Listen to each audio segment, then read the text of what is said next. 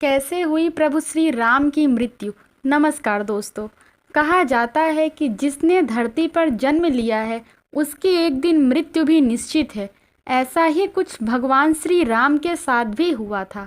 राम जी की मृत्यु के बारे में एक कथा है जिसके अनुसार एक बार यमदेव ने संत का रूप धारण कर नगर में प्रवेश किया और वे राम जी के पास उनके महल में गए।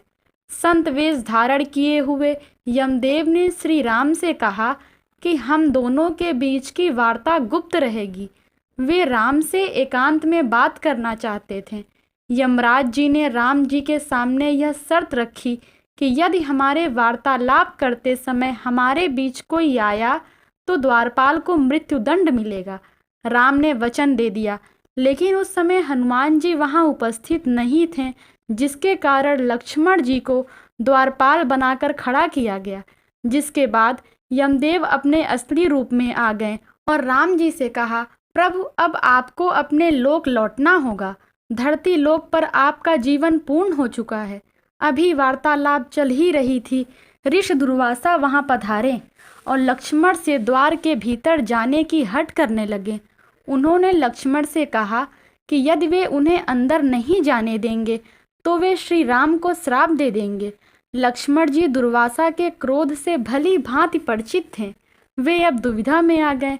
आज्ञा का उल्लंघन करके ऋषि को अंदर जाने देते हैं तो मृत्युदंड मिलेगा, और अगर वे दुर्वासा को अंदर प्रवेश नहीं करने देते हैं तो ऐसे में प्रभु राम को श्राप दे देंगे। और अपने प्राणों की चिंता न करते हुए दुर्वासा को अंदर जाने की अनुमति दे दी। वार्तालाप भंग हो गई। राम जी सोचने लगे कि अब उन्हें अपने प्रिय अनुज लक्ष्मण को मृत्युदंड देना होगा। उन्होंने लक्ष्मण को राज्य निकाला दे दिया, लेकिन लक्ष्मण अपने भ्राता के वचन को तोड़ना नहीं चाहते थे। वचन को पूरा करने के लिए उन्होंने सरयू नदी में जल समाधि ले ली। नदी के अंदर जाते ही वह शेष नाग के अवतार में बदल गए और विष्णु लोक चले गए। लक्ष्मण के सरयू नदी में समाधि लेने से राम जी अत्यंत दुखी हो गए और उन्होंने भी जल समाधि लेने का निर्णय कर लिया।